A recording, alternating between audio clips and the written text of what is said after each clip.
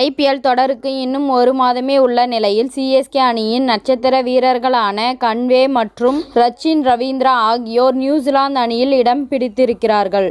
இதனால் இந்த ஜோடி எப்படி விளையாடப் போகிறது என்பதை எதிர்நோக்கி சிஎஸ்கே ரசிகர்கள் காத்திருக்கின்றனர்.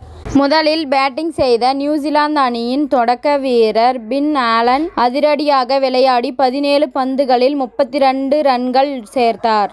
இதனை அடுத்து இரண்டாவது விக்கெட்டுக்கு ஜோடி சேர்ந்த சிஎஸ்கே வீரர்கள் கன்வே மற்றும் ரச்சின் ரவீந்திரா ஆகியோர் ஆஸ்திரேலியா அணியின் பந்துவீச்சை சுக்குநூறாக உடைத்தனர்.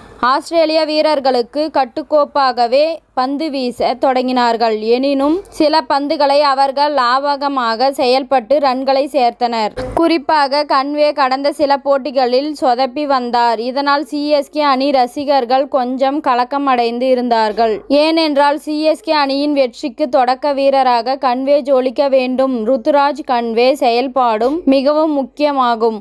இந்த நிலையில் கன்வே இன்றைய ஆட்டத்தில் தன்னுடைய இயல்பான அதிரடி ஆட்டத்தை வெளிப்படுத்தினார்.